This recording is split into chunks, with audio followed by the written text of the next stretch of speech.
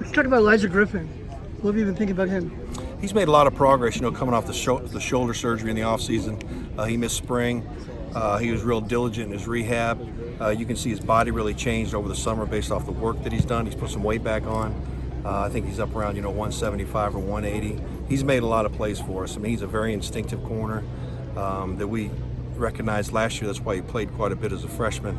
And he's got a long ways to go, but I like the progress he's made so far with his attention to detail, and most importantly, he's been very consistent out here. What are some of the finer things that you want to see him clean up?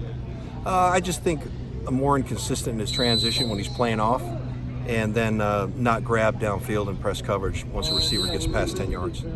So much interest on that group collectively. How do you feel what you've seen through 5 practices? Yeah, it's an athletic group. Obviously we lost some experience last year with Marvell and Iman and that crew, Jane A. Harris. And so we're looking to work these guys in and get them as many reps as we can, and really looking forward to seeing their progress. Do you have a rotation target in mind? You want 4 guys? Yeah, we're keeping a rep count on all those guys, so they're rolling with the 1s, the 2s, and the 3s. So everybody's kind of getting ample work, and that'll continue to change the more practices that we get. What's been your impression of Chris Steele so far? Chris has been good. We obviously really liked him coming out of high school, and spent a lot of time recruiting him. And so we're excited to have him back.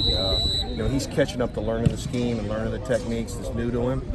He's worked really hard with Coach Burns to get better and understand those things, and I think he'll only continue to make progress.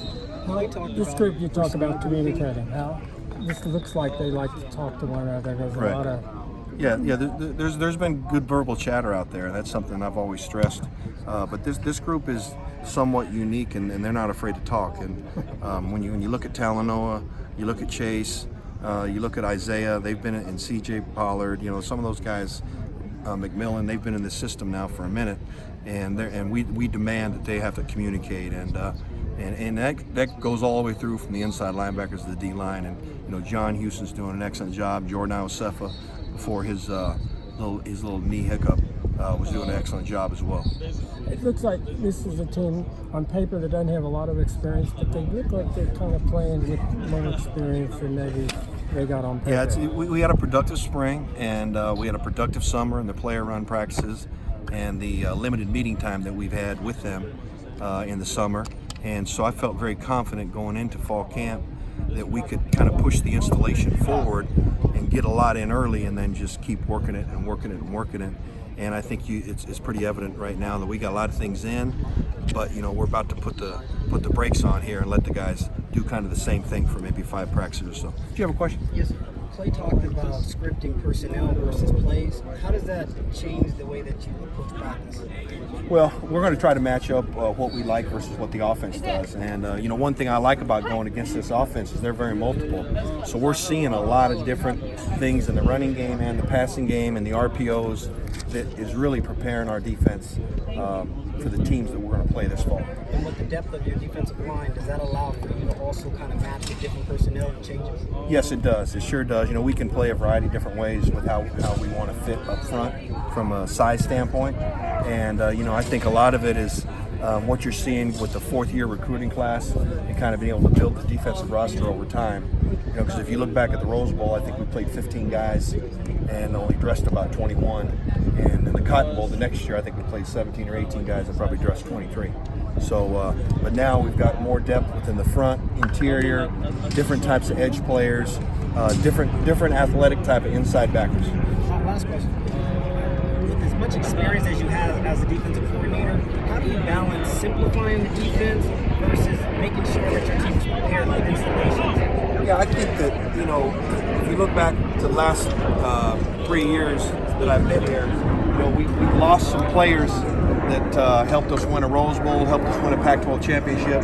So when you go back and look at the end of those last 3 years and then look at the players that we have, what are the things we can do to put them in the best position possible and be it, simplest for them, but multiple enough to where we can play fast and be aggressive and do things we want to do.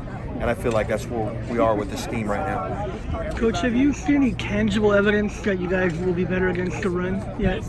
I mean, we've worked really hard at fitting the run. We try to come out here every day and at least fit the runs for 15 minutes. Yeah. So I feel good about that. I think one run popped on us in a live period today.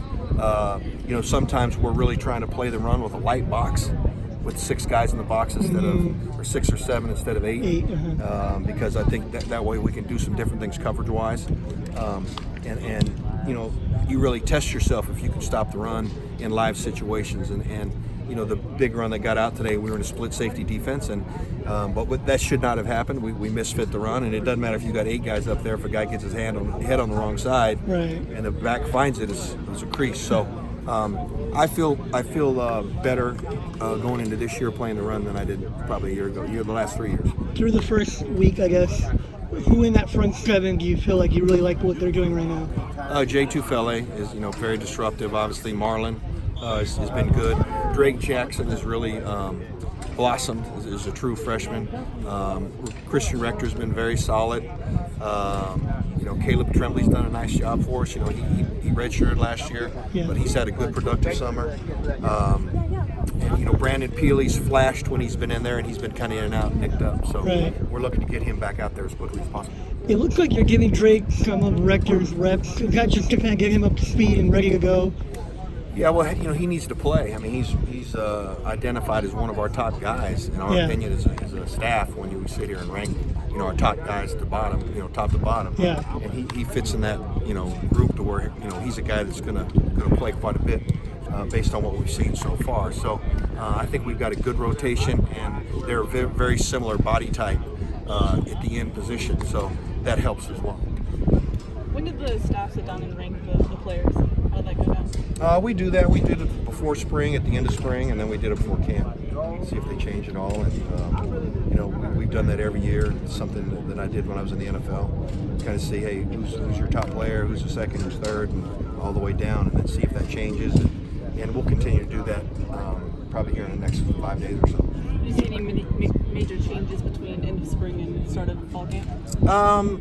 Yeah, things have moved around a little bit. I think certain positions they have, but I think when it's like, well, is it this guy or this guy? When you're talking about your top 11, there gets to be a debate on how much that person may be going to contribute to keep touchdowns from being scored instead of playing a B gap. So it's kind of a fun little exercise we do when we do get together and do it. What have you seen from Raylan so far this fall? Raylan's been very impressive. I mean, to come in here as a mid-year, all the mid-years that we've had in here have really, we've all benefited from it. He's light years ahead of where I thought he would be. He's carrying most of the playbook that we've got in right now. He's running with the one sum. A lot of it is just to kind of take the reps off of John. But I'm really, really happy as a true freshman to see the progress he's made. I think he's going to be a really good football player for us. And he loves the game. Sorry. Discipline's been a big deal. It looked like John was on the wrong end of it today. What happened there? Discipline? Yeah, it looked like he got kicked out for a little bit. Oh yeah, we're not going to tolerate anything that's going to hurt the team from any flag standpoint or chippiness standpoint. I mean, it's just, we're a team. We're not out of playing the individuals. We're a team defense that's going to play smart, tough, competitive football and play with a lot of heart.